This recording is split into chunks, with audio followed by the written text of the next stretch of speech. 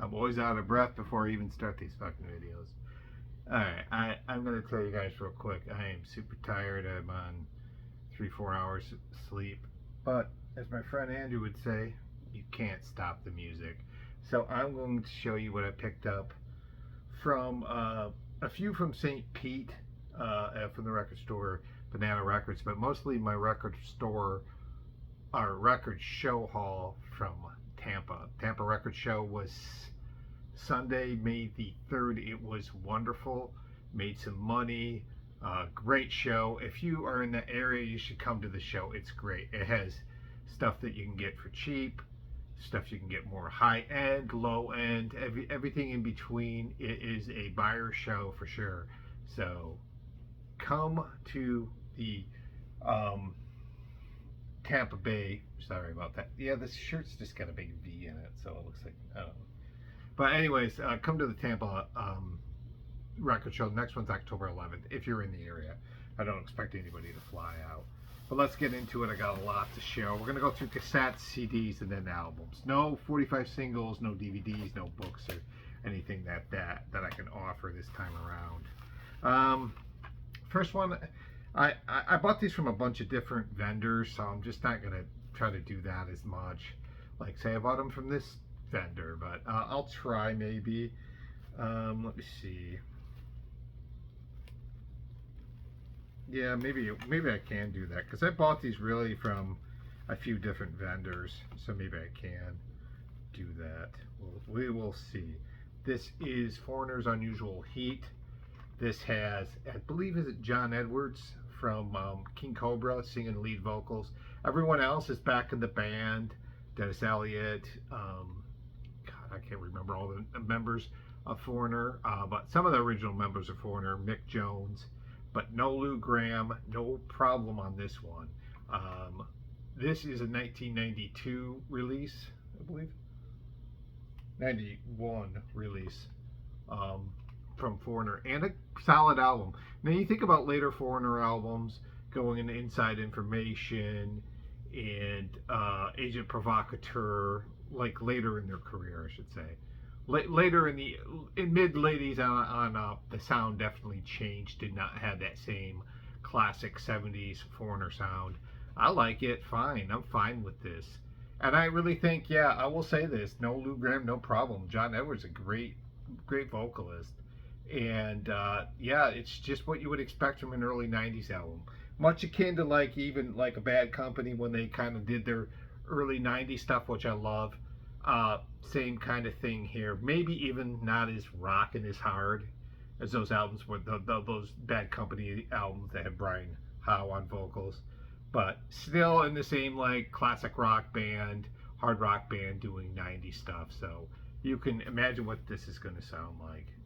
Good stuff here by Foreigner.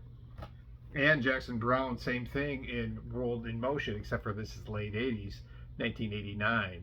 It's a mix of political songs, both good and bad, celebrating the good in, like, I don't know, is there a song on here about Gandhi or Nelson? They have Nelson Mandela, the bad in Oliver North. So, and it sounds like a late 80s record by Jackson Browne. Now, I'm a big fan of his 80s stuff. The album he made before this, Lives in the Balance, I loved. The album he made in '83, Lawyers in Love, I love those records. So even what's the record he made in '80?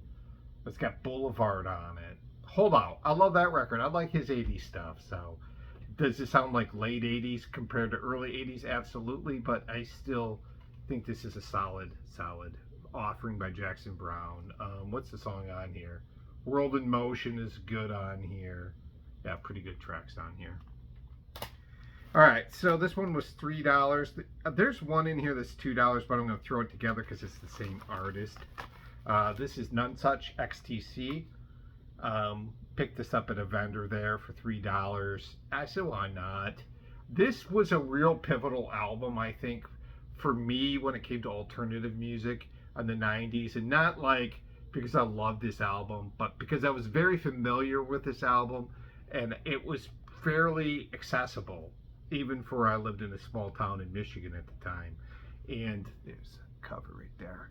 And this really has a lot to offer. There's a lot to like about this album. I just dig this record by them. Very poppy though. It's consistently poppy, so not on the brilliance of skylarking or anything like that.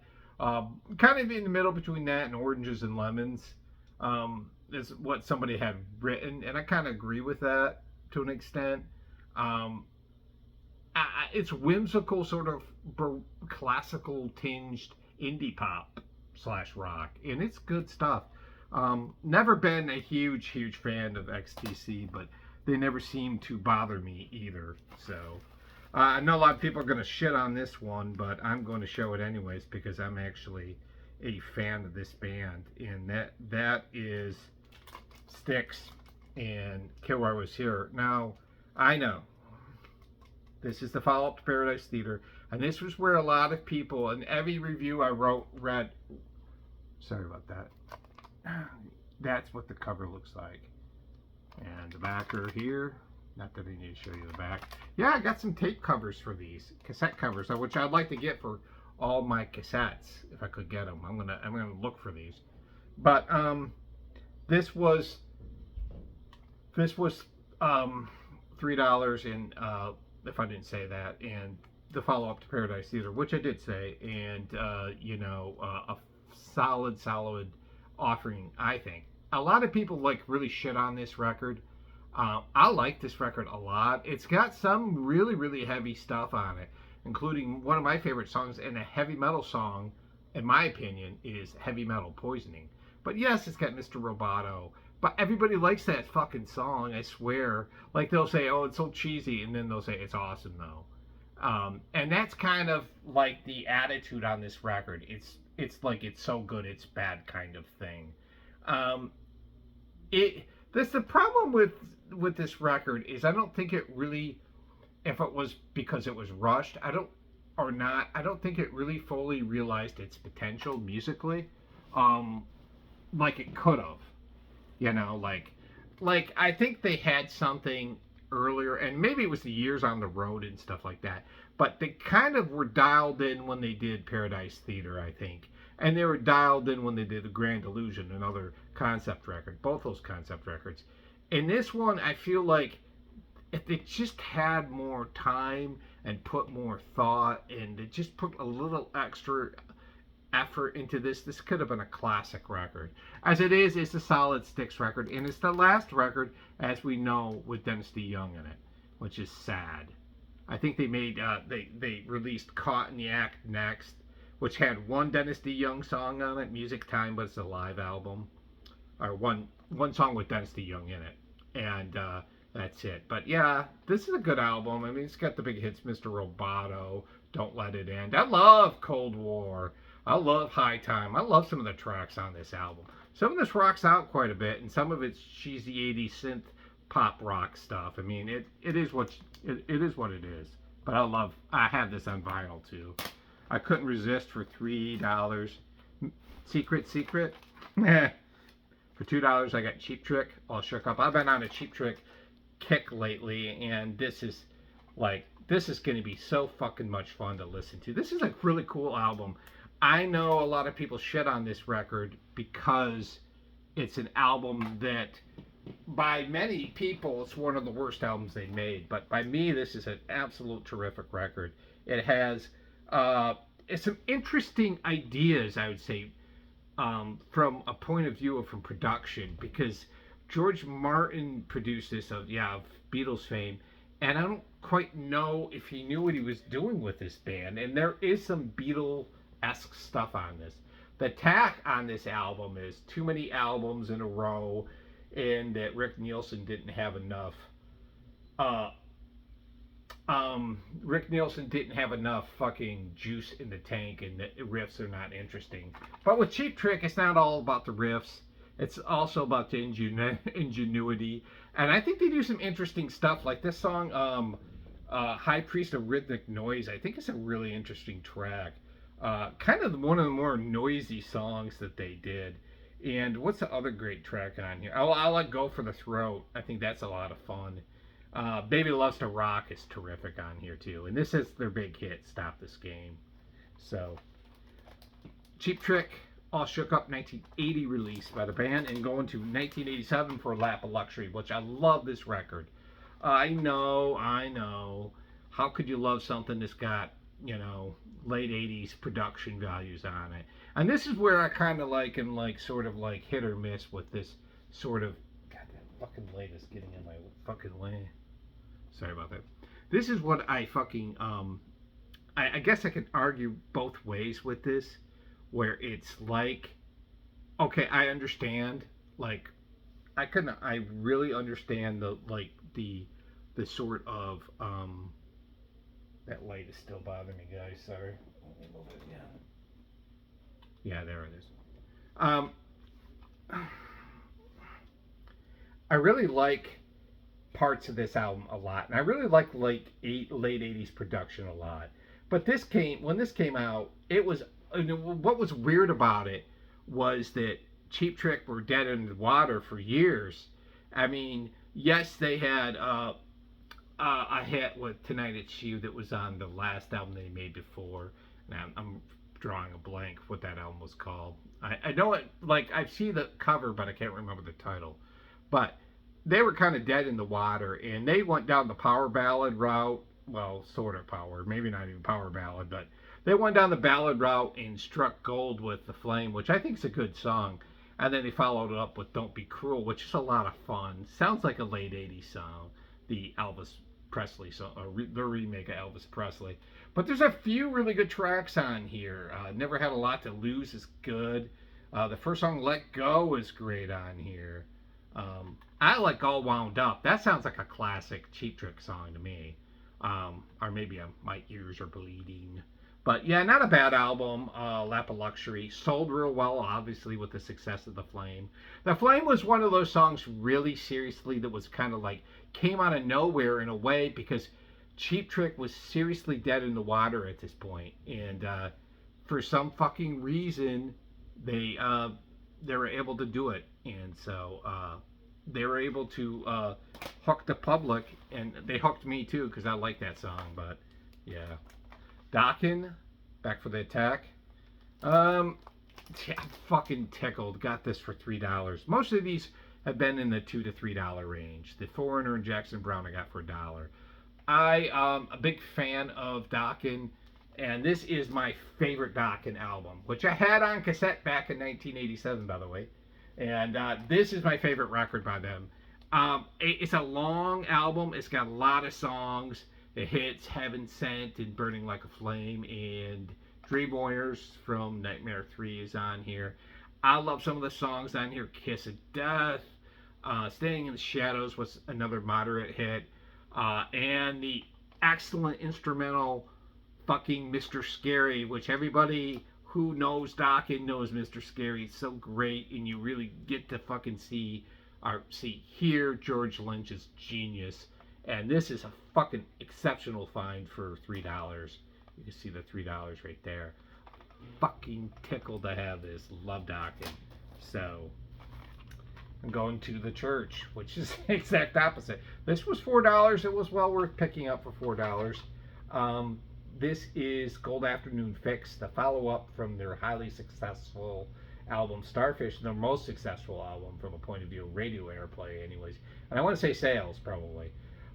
This kind of reminds me a bit of the thing that happened to Midnight Oil too, which was Midnight Oil broke through in 1988 with Diesels and Dust, the album. Big single, Beds Are Burning. Had a follow-up hit, The Dead Heart, not his biggest single. 1988, The Church released Starfish, another huge album, big hit, Under the Milky Way. And their follow-up album is this. Midnight Oil's follow-up album was, I believe, Blue Sky Mining, maybe? Or whatever that album's called. I can't think of the name of that album. And they're very similar in a way that I think they were, although that album was a little bit more well-reviewed, it didn't seem to have the big hooks or the big hits, but was still consistent. On this album, I know it's not Blue Sky Mining, but I can't remember the name of the album. But this album has a very laid-back, I would say even almost lackadaisical nature to it, which I think really fits into this band's fucking thing just fine. I like this album when I first heard it. Does it have the songs like um, Antenna and the Wonderful Reptile that were on Starfish? No, it does not. But it does got a sort of. It's more like this is an album I think where you have to look at the whole totality of the album for the experience. This kind of reminds me of listening to the Joshua Tree. It's just got a hypnotic sort of thing that just draws you in. Not as good as the Joshua Tree, I would say, but there's something in like just a laid back, sort of lackadaisical, and then Piper Wilson Piper's vocals have such a unique way of luring you in that, good or bad, it's just an experience to listen to the Church, in my opinion. One of the great bands that's often overlooked and forgotten about in some senses. Yeah, I mean, do I like the radio stuff more? Yeah, of course, but welcome to Fright Night. No, I can't do it like Chris Sarandon. This is Fright Night, music that goes bump in the night. Lots of horror-related or what became horror music for maybe movies or for soundtracks for Halloween are on here, but it's all done by classical artists. And it was $3, and I said, fuck it. I was hoping this was a special effects, like, tape, but you got, let's see, Berlioz's, March of the Scaffold. You have, Mars, Bringer of Roar, which is a great song, or a great track by Gustav Holst. Ride of the Valkyries, of course, Wagner. You have Charles Ives doing a song called fucking Halloween. Charles Ives is a great American composer. Franz Liszt doing Mephisto Waltz, which is terrific. Let's see. Pogursky's Night on Bald Mountain. If you watch Fantasia, you're familiar with that. Dance Macabre, Saint-Saëns is terrific. That is kind of a cool song. In the Hall of the Mountain King Krieg, and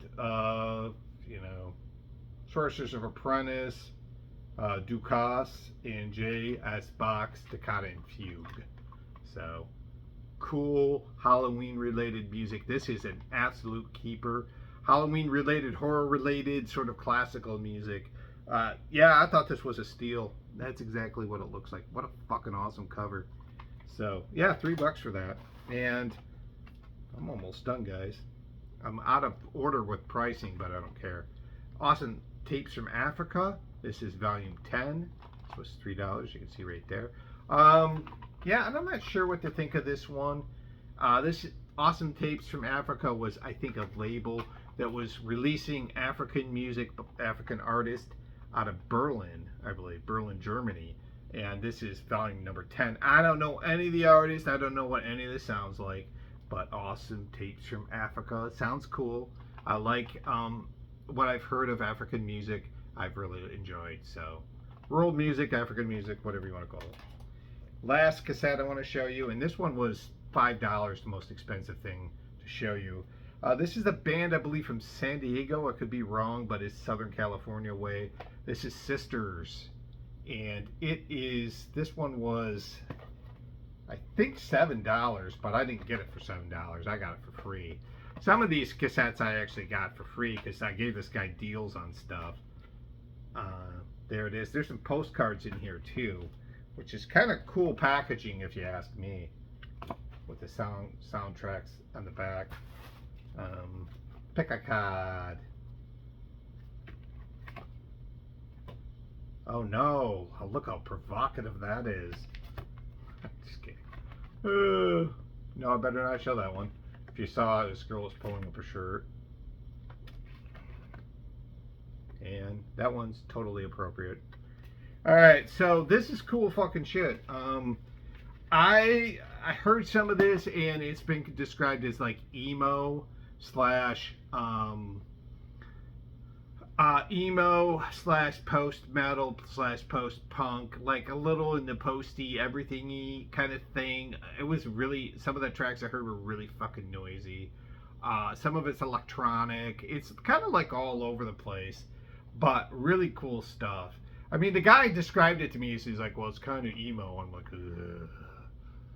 But, you know, maybe there's some good emo and I don't even know what the fuck it is, because I just heard the term emo when I was younger and I was like, ugh. But maybe there's good shit. I don't know. But when I listen to this, this is definitely has a noisiness to it, an abrasiveness to it. Definitely kind of almost post-metal maybe, but also post-hardcore, post-punk too. Well, it is so weird to combine the two, and some harsh electronic moments in it as well. Pretty cool to have. So, Sisters. Yeah, I'm already running way behind because I haven't even gotten to the albums yet. We're gonna have to go through these CDs like 5 minutes to go through these CDs. I'm gonna go through them as quick as fucking possible.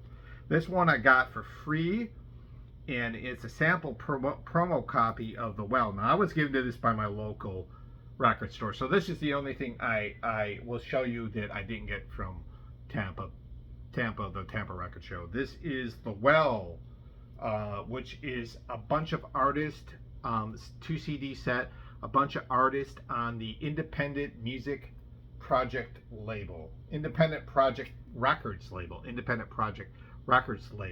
Never heard of any of these bands at all. I do not know what to think of this. I think this is a California-based label, Independent Project Records. Let's see. It has After Image. I think I've heard of them. The Ophelias, Bruce Laker. Oh, Camper Van Beethoven's on here. I know them. Red Temple Spirits. Savage Republic's pretty good. I've heard of them. Torn Boys, Middle Class. Middle Class was, I believe it's the same group. Middle Class was had made the first, I believe, hardcore record going back to the 70s. I don't know if that's the same band or not. Yeah, Laterna. A bunch of different indie bands on this Independent Record Project label. So, Independent Project Record label. So, sampler. Cool dude. Cool beans. I gotta go through these CDs like real quick. These two I bought from a vendor. He was a nice guy, older guy. I usually buy a few CDs from him. They're usually really cheap. This is Warren Zevon. I got this for $1. You can see the one right there. I listened to this morning. That's wonderful, and it's the greatest hits, best of Warren Zevon. Released in 1988, Electro Records. The big hits on here. Lawyers, Guns, and Money, which is a terrific song. Werewolves. Excitable Boy, which is hilarious. What else? Roland, the Headless Thompson Gunners, a gorgeous song on here. Desperados, Under the Eaves, is that the name of that song? Johnny Strikes Up the Band is terrific. I'll Sleep When I'm Dead. Lawyers, Guns, and Money. Poor Pitiful Me is awesome.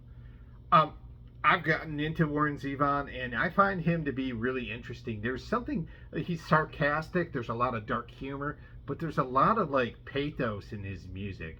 It's very emotionally, to me, endearing, and like impactful too. I was listening to this morning, and I was almost like sad listening to it, and not just sad because he passed away, but sad because it's so powerful in a way. And I kind of always liked this dude, but he's definitely somebody I will be buying more stuff of. And you know what's great about him is he's cool in a way, but fucking his shit's cheap because no one really gives a shit about his music. You know, I mean, and to what I mean is like it doesn't have real high collector value, so you can get it dirt cheap. This was $2. This was a no-brainer, sealed, classic kind of blue. Now, what I find what I find funny about this is an album, the two things I find funny about this is an album where you hear some of the songs and you know what album it is and you know what artist it is. Especially like So What and Freddie Freeloader. You can hear those in the store if you're familiar with Miles Davis, that is. You can hear these fucking things in the store and you automatically know that's Miles Davis kind of blue. Well, like I said, if you're a fan of this stuff. And the second is like people that don't like jazz, that dabble into pop culture or whatever, will buy this album. I worked with this lady who, her name was Lucinda. She was great, but she didn't know fucking dick about music. And so she was listening to this one day, and I go, "Is that Miles Davis?" She goes, "It's great, isn't it?" Didn't know any other albums, didn't know any other songs, was kind of humming along to it. And so this is like a like mainstream sort of Walmart jazz album, and I don't mean to say that as if that's a bad thing. I think it's a fine thing. There's nothing wrong with it, but it's just so accessible and so well known by people who don't listen to jazz music, you know, which is really cool. I mean, I've got no problem with that. I mean, whatever, however music gets through is fine with me. I just find it the irony in it. So kind of blew $2 for that. That was an absolute no-brainer for me. That's like an album I've had multiple times. If I was gonna have one album of his, it would probably be Dark Magoos, which I have, or Sketches of Spain, which I don't have. But I do collect a lot of his stuff on vinyl, and it's always a fun time, a fun affair. These next, let's see when they picked up. We're from the same dealer. I'm going to try to keep these within the same dealer approach. He was an older guy. I bought a bunch of cheap records from him. I'm going to show them to you in a few minutes. And so these were $3 to $5 for these. And the first one is Christine McVie, In the Meantime. I want to say this is her third studio album. And I'm very lackadaisical. I'm going to say that as a compliment affair. This came out in 2004, I believe. I can't read it. That's why I got to get my glasses. I'm going to start wearing glasses in here, and you guys are going to pick on me about it. 2003 or 2004 release. In the mix of being in Fleetwood Mac and probably feeling overwhelmed with Fleetwood Mac from time to time, Christine McVie still has a power, a presence to her, and she really wanted, I think, to get away from that big machine, which was Fleetwood Mac, and make a very intimate record, and she does so with this one. So, yeah. Christine McVie. The album is In the Meantime. This is a very mellow affair, but her voice is very soothing to me, always has been. So that was a win for $3. This was a win too. Tears Roll Down, Tears for Fears Greatest Hits, $3. I was talking to a kid about Tears for Fears at the show, and I'm going to show you some of the stuff I bought from him in a minute. I bought some cassettes from him, but I got some CDs too, and he was just this music nerd, but liked kind of weird music, but liked mainstream music. And he was talking about Tears for Fears and how that was his favorite band. And so that just hit me in the head how much I love like some of the songs. Head Over Heels. I love that song. Pale Shelter. Some classic tracks on here. Mother's Talk. Shout. Everybody Wants to Rule the World. The Greatest Hits. This got I just got Mad World on here too. So classic stuff by one of the best bands from the 80s, if you ask me. Tears for Fears on the Fontana label. Pretty cool. Johnny Winter's Anthology. I was talking to the guy I bought this from, older guy, and I was just saying this guy's pretty underappreciated in rock music. And what I really love about Johnny Winters is that real razor thin voice. Can't really sing with a damn.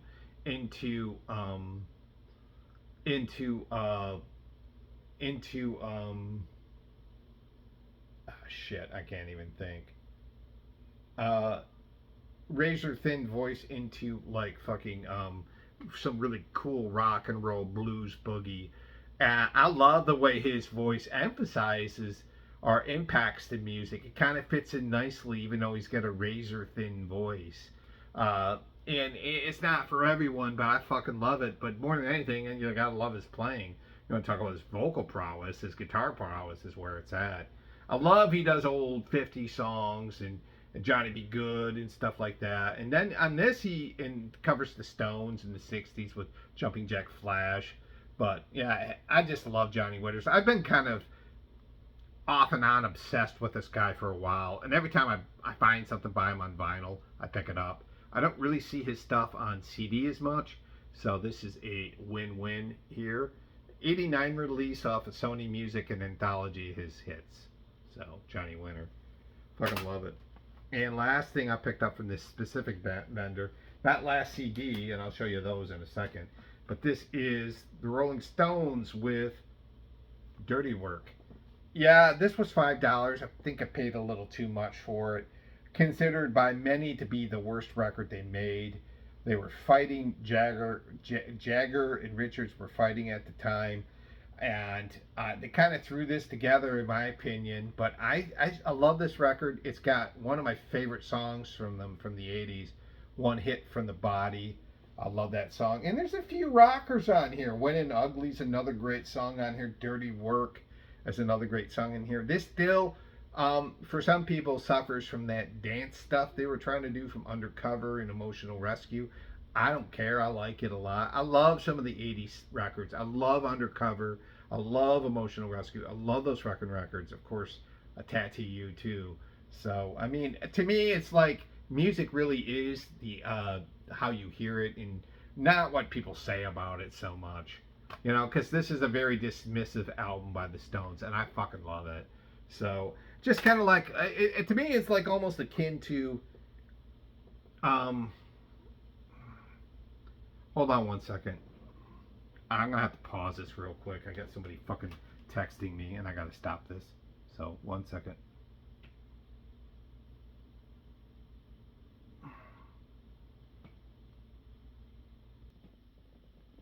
Alright, we're back. Sorry about that. I was called. I was texted out to try to figure out the password for Netflix because Netflix was requesting it, and fuck if I remember what it is. So that was the big emergent thing. I do not like these videos being interrupted, but they were. So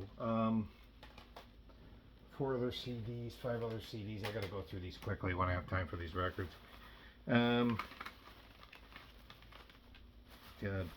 First one was I was given to this. These were all free, but this is from the guy I bought it from, the vendor I bought it from. This is Isya, is the name of the group, Isya. And this is a project out of St. Augustine. Industrial.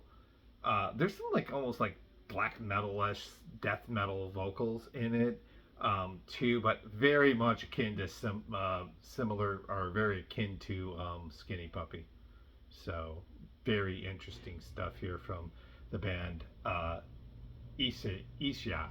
So yeah, this is cool. It's one of their records released this year off of, is this Rough Mixes Records, I think. So yeah, Isya, Isya. He was showing me a video that the guy, the vendor, is in this band, and one of the vendors, I should say, was in this band. He was showing me the video, and it's like the guy's got like fucking black metal makeup on. It was like, yeah, you got me there. It's kind of interesting. House band from house jazz, or not house, acid house band from England, from Stratford, England, where the Stratford on Avon Festival used to play. I don't know if it still does. Shakespearean Festival. I don't know if these guys are into Shakespeare or not, but they're combining. Bizarre Incorporated is the name of the group, and the album is Energique. They're combining kind of house, harsh, kind of almost underground house with neo-ambient kind of stuff. And I think it's really interesting. I've never really listened to this band. I've heard of them, and well, give it a shot. See what it sounds like. Does anybody know Bizarre Inc? I think they only made a few records. You know, I don't know if they made more than a few records, but it was $4. Well, I got it for free, but it was $4. Staying on that dance groove, this is Infinity Within by the band Delight, and the follow-up to their debut album, World Clique. I believe the follow-up to this album. I love the sort of social themes in this by this band from, I mean, because like their first album was more like fun, that had grooves and heart in it. It had that some like house stuff, techno dance stuff. And this one, they're trying to grow up a little bit and doing social themes, kindness, acceptance. You know, before the left imploded, there was this little kind endeavor by the great band Delight, and yeah, this is really fun, and it has a mellowness to it and an earnestness to it. It's almost like they're talking about peace and love and acceptance and kindness, as if they're you know, it's almost like they're singing to a world that doesn't know what the fuck they're talking about. It's such a strange alien-esque album to me in a way, but endearing as fuck. So I have this on cassette. I've listened to this a lot. So Delight, Infinity Within, Into the Labyrinth. This is Dead Can't Dance. Yeah, very cool record. This actually has elements of folk rock on here, mixed with that sort of medieval chanting and neoclassical and all this stuff that Dead Can't Dance did. I feel like with this album there was a sort of breakthrough with the song ubiquitous Mr. Longgrove, Lovegrove, which sounds almost like Faircourt Convention or In That Rain, by, you know, with Lisa Gerrard's vocals, very folky and so interesting. And that, I think that was a somewhat radio friendly single. Still diverse, still spellbinding, still wonderful is Dead Can't Dance. This being, I think, their biggest album from a sales point of view and breakthrough album in a way. Toiling away from years when you think of some of those great albums they made in the 80s and in early 90s. They finally broke through in a big way in 1993. I think this came out. This is 1993. Yeah. Greg Ginn, Getting Even. 1995 release off the Cruise label. This is wonderful. I really like, I've said this before. I've shown this, I think, in a video before, but maybe not. I don't know if I have, but I have this on album too. This is just absolutely fantastic. This one was $5. But like I said, I was giving it to it for free, so it was nothing. Most of the stuff this guy gave me, which were some cassettes and CDs, he just said you could have it because I gave him some major discounts when he came to my table. So, yeah, I mean, fucking really cool post Black Flag hardcore. It's got some like punk blues stuff in it, but it's really noisy, really dissident, and really interesting. The song on here, what is it? Pig MF is fantastic. Very dark song about a cop who accidentally shoots somebody and goes home and beats up his wife. Very endearing, but really cool stuff by Greg Ginn. I'm excited to have that. And that finally ends my fucking huge ass drought of this, and I gotta really get into this real quick. I don't know if I have time for this. I'm gonna make time. This is a few records I picked up from Bananas Records in St. Pete. This is a box set of Richard Strauss, the great Romantic composer, his opera Elektra. And I was thinking this might be based on the Elektra complex that Freud made popular, about the opposite of the Oedipus complex, you know, and, you know, family lust kind of stuff. I think it is, but don't quote me on it. It's a nice packaged thing. I'm not going to take it out to save time, but it's got a booklet, a bunch of albums in here. Strauss is very romantic. That's what he's known for, romanticism, but this is a little darker psychologically anyways. I don't know what it's going to sound like, but it was $2. I'll take a chance on it. One single from a band called Sidewalk Look, and the single is To the Better End, which is an absolutely gorgeous 80s song. I think this came out in 1984. New wave song, just gorgeous new wave stuff from them. There's 2 other songs in here. Next Time We'll Sit at the Bar, and I Know That You Can't. It's on the Virgin label. Anything on this label I pick up because it's usually really cool music. So this is just a 12-inch single of the Sidewalk Look. Like I said, I got to get through these quickly. This one was maybe the steal of the day from the stuff that I had picked up there. This is a really interesting record by a band that was on the Rounder label. Now, the Rounder label, known for bluegrass and jazz and stuff, when you know the Rounder label, you know what you're going to expect. But this is one band that kind of breaks that mold. This is the Horseflies with Human Fly. So the Horseflies started out in Indiana and they transplanted to Ithaca, New York, and this record is stunning. It is supposed to be like bluegrass, progressive bluegrass, but it adds elements of classical music, avant-garde, rock, experimentation, and you bundle that up with some even jazzy kind of chops every now and then. You have something stunning. And the song on here, I Live Where It's Great, is absolutely fucking bonkers weird, but beautiful. They do a gorgeous song on here called Honey Hush, or Hush Little Baby, which is the lullaby. And it's absolutely spellbinding. Kind of reminds me of Laibach. Is it Laibach I was thinking of? Laibach, or no, not Laibach. What was that band? God damn it. It's not Laibach I'm thinking of. It's right on the tip of my head, and it'll come back to me. But it reminds me of this soothing, sort of beautiful stuff. And this is an absolute keeper. Once again, there's the band right there. They look more like a college rock band than what would be considered progressive bluegrass, but I wouldn't even call that. There's elements of that on here, but just is wonderful. This is probably one of my favorite finds I've had in a while. Anyways, it's great. High recommend. A great band from England called Mummy Calls. This is their debut album, self-titled, 1986.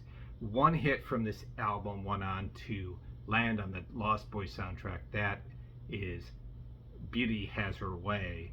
And that is not really indicative of what this band is.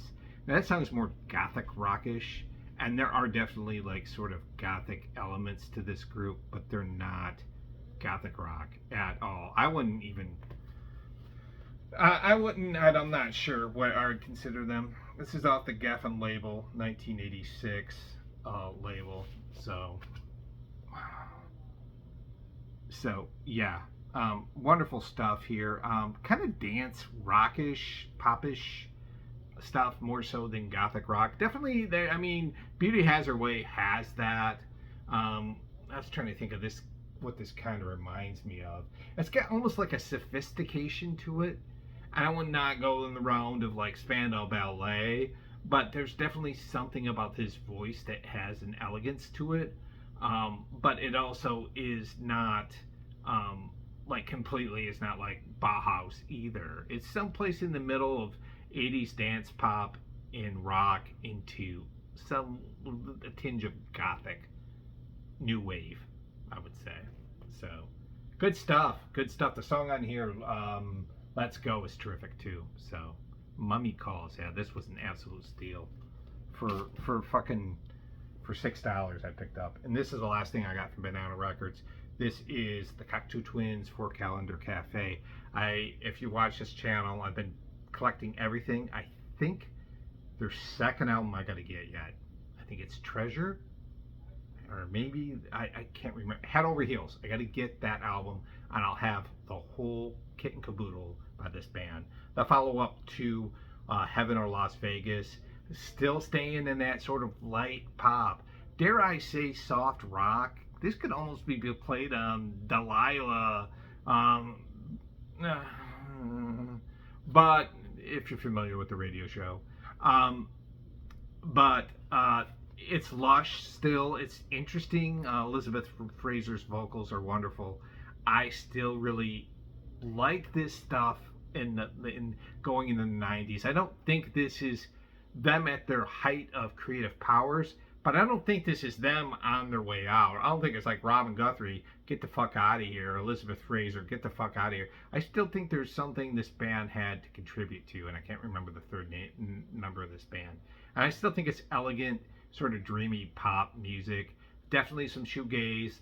Definitely not as abrasive as or dissonant as the stuff they made in the 80s, but still quite beauty to the ear. So that's it for my records I picked up from from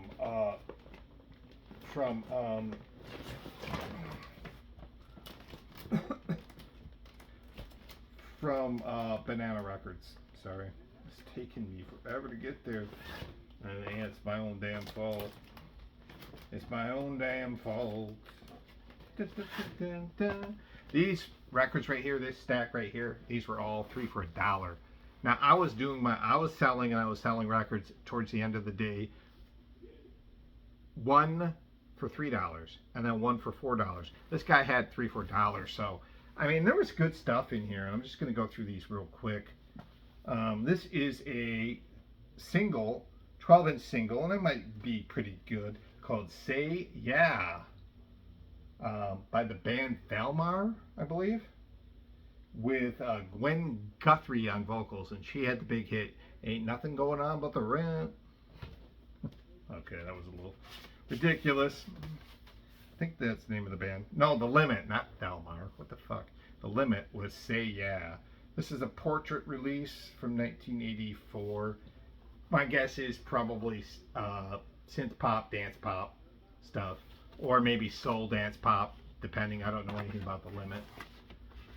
She's going the distance. Oh wait, not The Limit.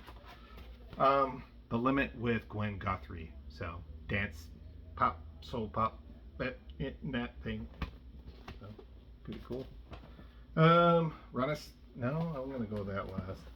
The Coasters meet the Drifters, or the Drifters meet the Coasters on this awesome double album pack that has. Now these were 3 for $1. You expected the condition of these albums to be shit, but they're really cool.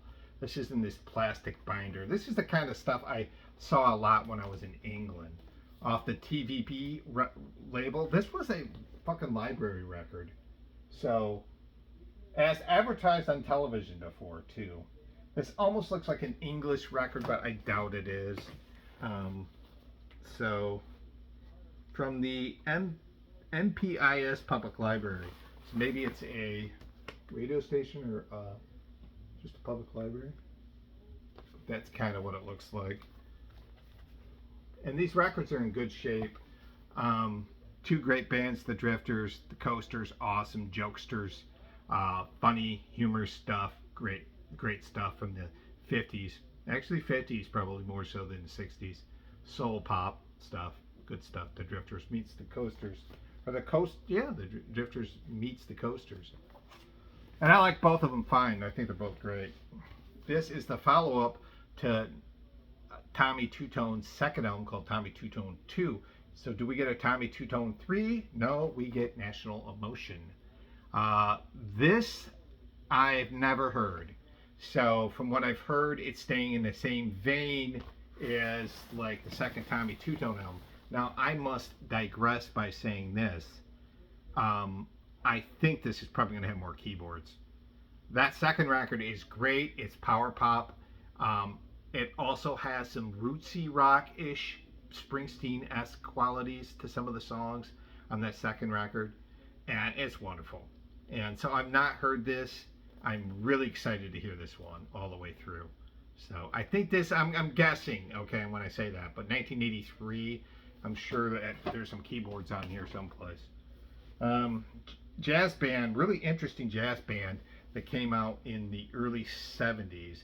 Made 2 albums. This is the second one, Dreams, with Imagine My Surprise. What an interesting group this is. This is actually produced by Steve Cropper, and this is in the jazz fusion world, or light jazz meets, the light jazz fusion, or jazz and some fusion, maybe not all fusion. But it's in that world, and this had such an interesting, lineup in this. You had Michael Brecker, you had Randy Brecker, you had Billy Cobham on drums, you had I thought there was somebody else in this too. Barry Rogers. Thought Mike Abercrombie was in this, maybe not. And this is produced by Steve Cropper of Stax fame, or Muscle Shoals, that whole thing, Aretha Franklin, Wilson Pickett, like that kind of shit. And so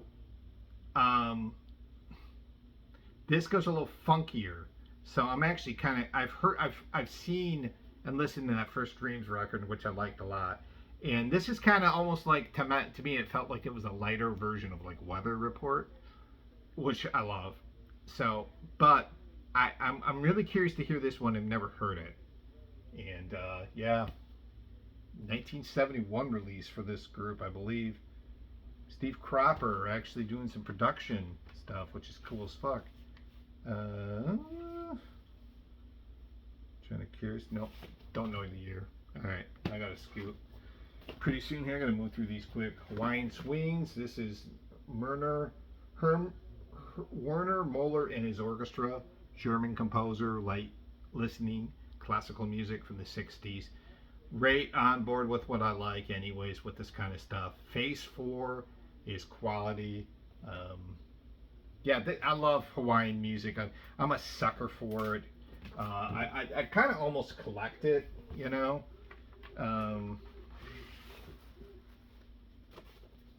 So yeah, I'm a fan of this kind of easy listening, classical into jazz, into light pop music even, but even instrumental pop, I should say, kind of. So German composer, or conductor, Werner Moeller, and he's probably composed his own music too. I'm sure he's composed stuff off of here.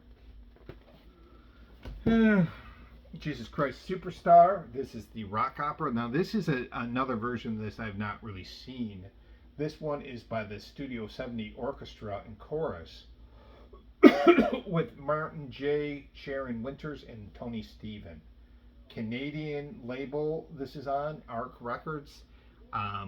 So this is another chorus, a group of singers singing the music from Jesus Christ Superstar, which I'm gonna actually say on record is one of my favorite albums from the 70s. And so I'm curious to hear this blighted version of, I don't know if it's blighted, but of Jesus Christ Superstar. This is my own personal curiosity. I love that album. So it's theatrical rock is what it is, really.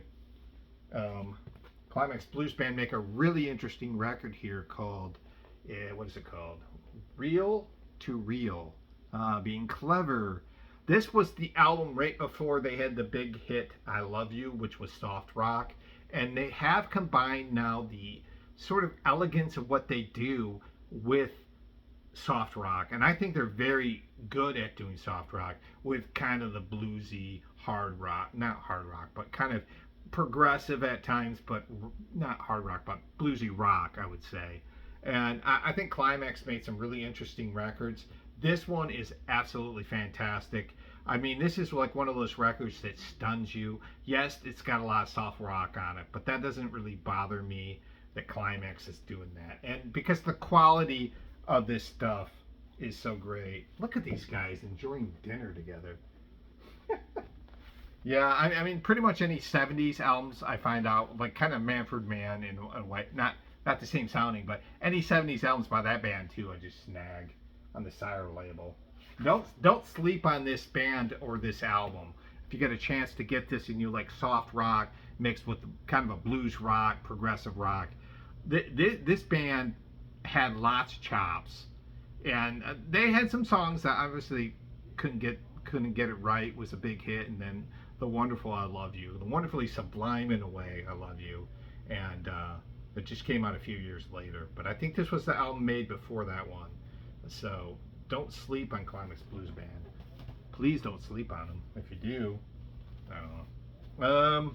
UK, great band from England, of course, UK. And this is their album, self-titled album, maybe? Yeah, I think it is. What a lineup. You had Bill Bruford from Yes, and you have John Wetton from King Crimson. You have Eddie Jobson from Roxy Music, and you have Alan Haldsworth, who played with a bunch of different bands too. Their first album, I find this really interesting. This is where art rock hits fucking progressive rock. I find it more to be that, but a lot of people think this is really jazzy too. I've not heard that jazz elements on this record. But I haven't listened to this band in a while. I think there's some jazzy chops on here. I mean, Bill Bruford was a band. What makes this really interesting, what makes this actually really interesting, is that Bill Bruford might as well have been sleeping through this album. I mean, there's some presence of him on here. I'm kind of kidding, but Eddie Jobson's keyboards on this album and electronics really gives this a pastoral sort of emotional feel to it in a way that surprised the fuck out of me. I was listening to this, I was like, God, those keys are really what I'm hearing more than anything. And it's wonderful, wonderful, wonderful. So, yeah, give this thing a spin. UK's first album. One of those bands that had a lot of love. A lot of music fans love them. This one is really stupid, and I got it anyways. Sounds of Animals, that's right. The Sounds of Animals, barking and talking and all that stuff.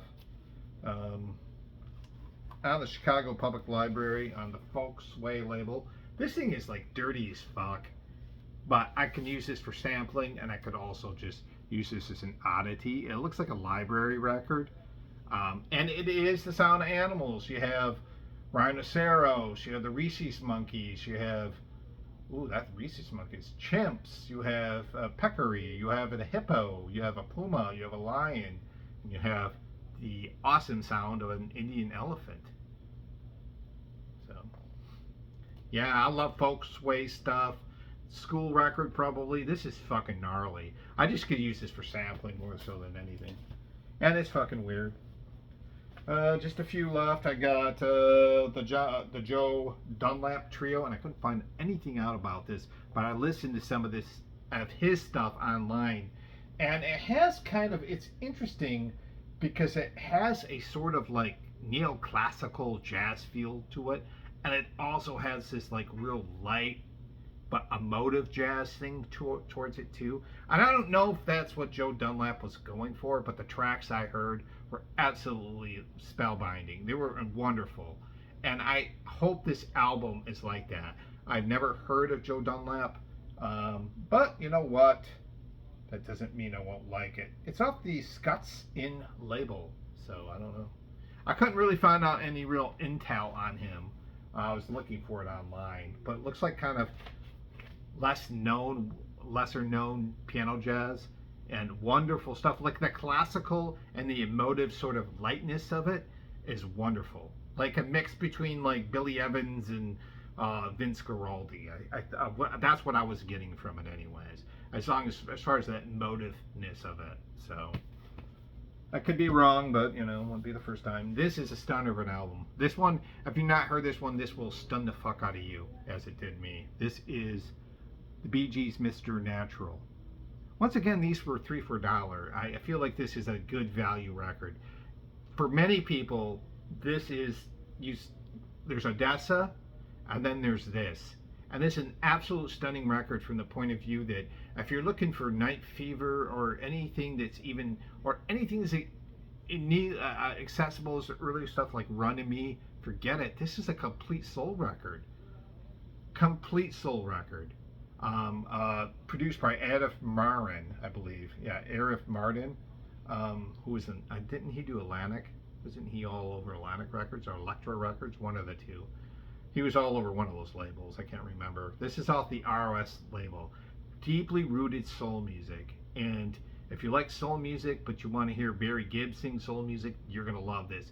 If you're looking for the disco, forget it. If you're looking for the beauty of the early psychedelic stuff or fucking Odessa, it's not there. This is a soul fucking record. It's strangely powerful and stunning album by this band. I mean, when I heard it for the first time, I was like, fuck, strange, but cool. And this one too is by a band who you think you know where they're going, but you don't on this album. This is Renaissance with the Song for All Reasons. The band had a lot of lineup changes, and this is a band that was founded by Janet and Keith Ralph from the Yardbirds, and their early stuff being more folk rockish, and to what they had, like what I thought was a sort of interesting, mournful, kind of dark, brooding folk rock, the earlier stuff, and into what I thought became more just really progressive and experimental stuff. Welcome to symphonic rock right here with this album. Lots of neoclassical stuff mixed with progressive rock, and this is an absolute stunner of an album. I remember when I first heard this, I was like, holy fuck. And if you love Annie Haslam's voice like I do, yeah, look at this cover. This doesn't look or sound anything like, well, it does sound like Renaissance, but it doesn't sound like the Renaissance of old. So this you're taking a chance on. Trust me, you're gonna win on this one. Symphonic rock right here. And it's true, there's a lot of neoclassical symphonic stuff in it. All right, I gotta get moving. I got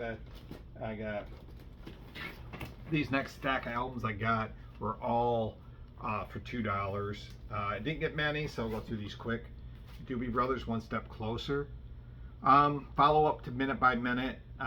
Very, very hard album to get used to. Patrick Simmons is pretty much non-existent as a songwriter on this album, which he's one of the better songwriters, but still satisfying if you like that era of soft rock that the Doobies were doing, which includes the album Minute by Minute. This has two big hits on it, which is Real Love, and the other is the title track, One Step Closer. I like a few songs on here. South Bay Strut is a good little jammy rocker on here.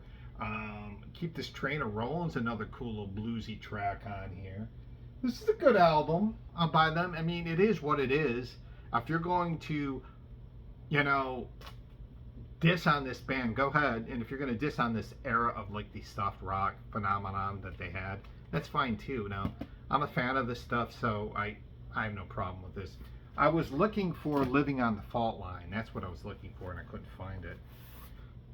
Iron Butterfly, Sun and Steel.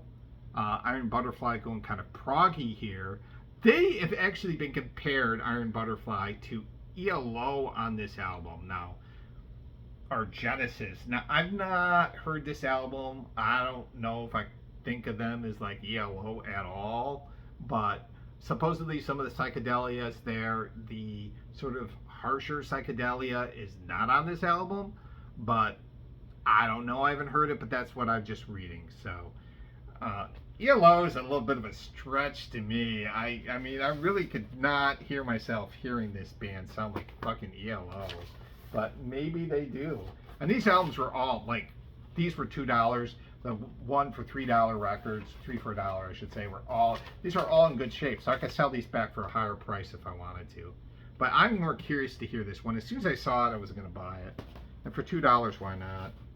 This one I'm interested in too. Willie and the Poor Boys. This is Bill Wyman and a bunch of different cast-offs doing basically like rockabilly with some country and soul in it, and early roots rock kind of thing in it. I remember seeing this when I was a kid and not quite understanding it, but I was thinking maybe Phantom, what is that? Phantom Slick and Rocker, Phantom Rocker and Slick or whatever. I was thinking maybe it would be like that, but I think it's even more country, jumpy-ish, rockabilly stuff. This has got like a fucking ton of people on here. Charlie Watts on drums from the Stones. You have Andy Fairweather Lowe on here. Jimmy Page is on this album. Chris Rea, Paul Rogers sings on here. This is on the Passport label. So I saw it and I was like, God, that kind of reminds me of like the 80s. There it is on the Passport label, and in great shape for $2. So I definitely could probably intel the fuck out of this and describe it a certain way, and I could probably get somebody to buy this from me for a few bucks. So the Ritchie Family, Arabian Nights, disco from the 70s. It's on this wonderful Marlin label. I love this label. it does got a little bit of a mid-eastern kind of thing to it. The Ritchie family to me were like soul infused disco. I mean, no different than a lot of different stuff. Um, this song on here, "Baby I'm on Fire," is fucking awesome. That song is so sensual, but yeah, I don't know what to think of this. Produced by producer extraordinaire Jacques Morale. So I bought it for the cover. I think that's really, really cool cover. Kind of almost trying to be like La Belle, be really kind of edgy. You know, voulez-vous, va-vous. I don't know. Yeah. Kind of interesting album lined up under Robin Trower, but this is Jack Bruce and Robin Trower's 1982 album, Truce. So this is actually a Robin Trower album with Jack Bruce singing vocals, but it goes by Bruce Trower on here. Lots of singing on this by this. What I read the critics didn't like was that the Jack Bruce's singing overrides Robin Trower's guitar work. What I like about this, though, is this does not sound like the early 80s. This sounds like something right out of the 70s. You know, blues rock, you know, I mean, I thought it was kind of interesting. I can't wait to listen to the whole album. So, yeah, put that together. Robin Trower of Procol Harum fame with Jack Bruce of Cream fame, and you have Trower Bruce. And the album is Truce. Oh my God, that's stupid. Last $2 record I got, George Thorogood and the Delaware Destroyers, just Destroyers. Born to Be Bad. I think this is his best album. This is the follow-up to the follow-up studio album. The last album prior was Live, his live album, but the follow-up studio album to Maverick, which is a heavy album. This is just banging full of fucking blues songs, and he covers blues standards real well. But this has a real gallop in it. It's got a real boogie to it, but it's still hard rocking too. I mean, harder rocking, I should say. You know, I mean, he does "Shake Your Moneymaker," which is an old Elmore James song. Of course, the hit on here was "You Talk Too Much," which I like. "Born to Be Bad's a terrific song by him. "Smokestack Lightning" is another. His version is just great and smoking, yeah, so to speak. So, yeah, George Thorogood, "Born to Be Bad," 1988. Fucking great record. This is really, it's like my favorite record by him. 3 other records to show you, and then I'm done, guys. And I gotta go help my brother and his what's going on with a cable or something. These I bought from the same owner, these I bought from the guy where I bought the $2 records from, and they were Record Store Day leftovers, and so he said they're 25% off. He said 20. He goes, "I'll give you 25 if you get 2." So that's, you know, almost $10 off these records. So this one was closer to 25, and this is Dr. Feelgood's Oil City soundtrack. So this came out originally in 2015, I believe, and it has the 10-year anniversary or 11-year anniversary, I guess, for Record Store Day. And mostly this is Dr. Feelgood songs. I think there's a feel by the band. There's one by a band called Johnny Kidd and the Pirates, which was a band that heavily influenced Dr. Feelgood. And the other one was by a 60s band that had, I believe there was another one on here. Or was that the only one? Nope. Yeah. Well, I thought there was a one on here from a 60s band, Paramounts, that had Robin Brooker and or Gary Brooker and Robin Trower in it, but I don't see it on here. Pub rock that has a punk edge to it. So greasy, barry blues rock with a kind of a punk edge to it.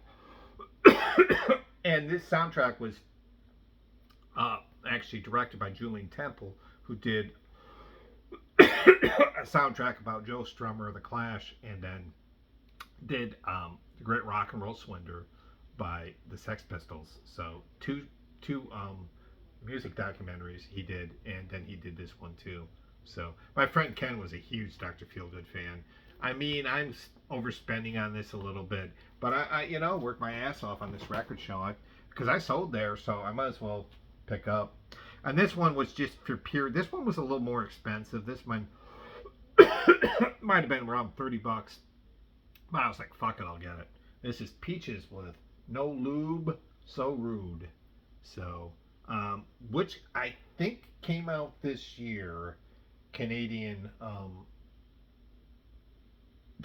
jokester Peaches, harshened electronic, some of it being poppy dance stuff with a real, like, some people don't like this, think it's very juvenile, but I think of it as like academic. She's, I think, trying to teach, not trying to preach.